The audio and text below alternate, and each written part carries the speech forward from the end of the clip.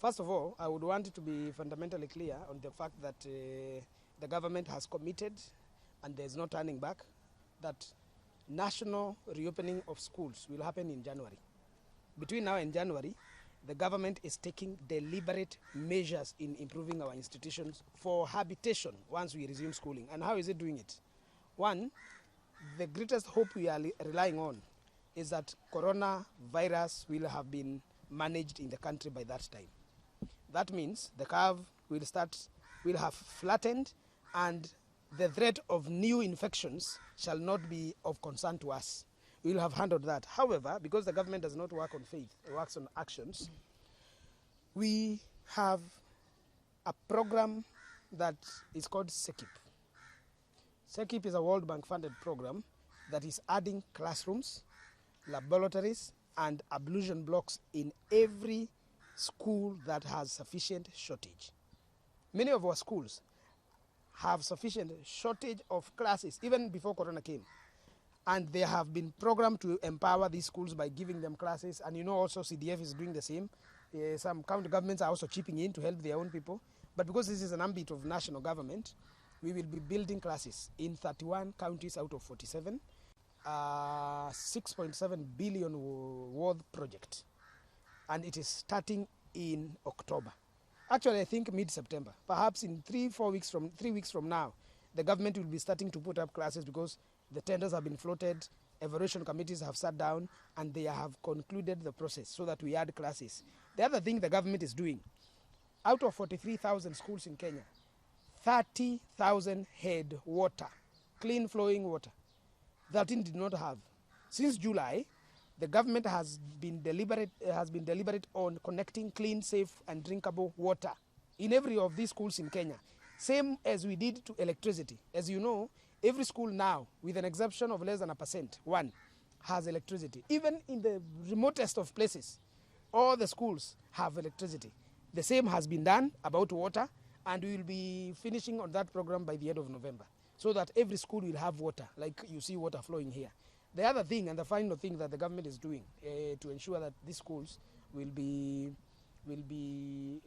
good for return, is that the president, through the 53.7 billion economic stimulus program, gave an order for construction of fabricated desks.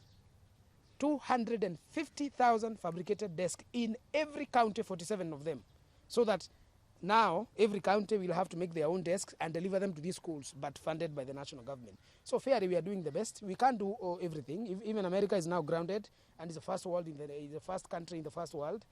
Europe have been grounded. South Africa is grounded.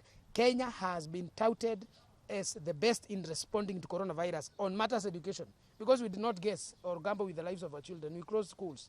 Others have closed open. I said, first of all, community-based learning is a program that seeks to confront the idleness and boredom that our children are facing at home, which is leading them to engage in vicious activities. Our ladies, our female children are becoming pregnant because they are idle and they are being misused. Our young men are getting into smoking, are getting into reckless hunting of young girls, and they are also engaged in criminal activities. How do we engage them? This is where community-based learning is coming in. The government has mapped where every teacher out of 300,000 teacher is. The government has decided to continue paying for the teachers until December. How do we bring these teachers to teach young people in the villages they are in? No teacher is supposed to travel, and no student is supposed to travel.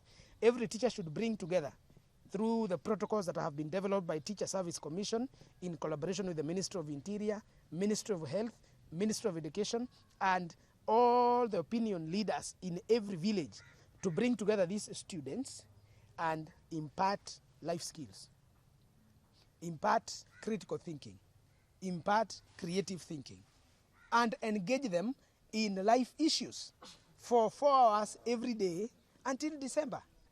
Sisi hatufunzi hayo mambo ya karikila. Tunataka kuambia wazazi walioko Kenya mzima, yetu sio kufunza karikila. Yetu ni kukaa na watoto wale, tuwafunze njia ya kuishi maisha bora, njia ya kufikiria vyema, njia ya kufikiria kiuzito, njia ya kutenda na kukaa na wanadamu duniani familia, marafiki, shuleni, life skills. Hayo ndio yale mambo ambayo sisi tunataka kufanya na watoto ifikapo Disemba.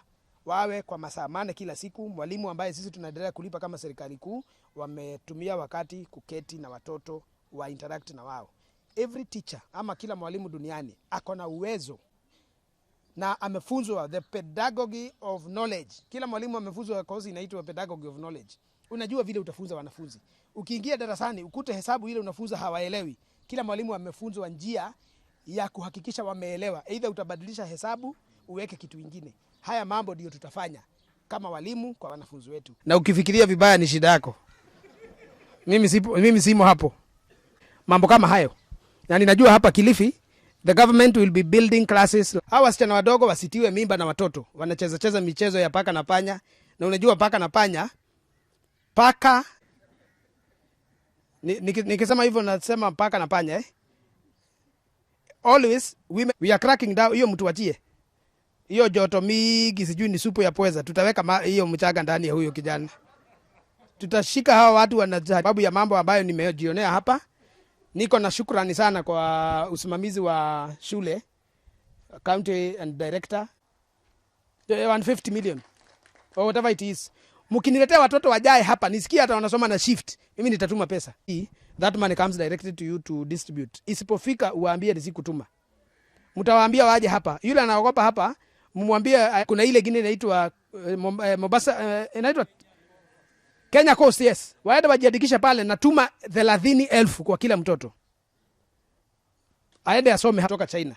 Sasa ukisema ati mimi sina wa kunisaidia, mimi mjane mama watoto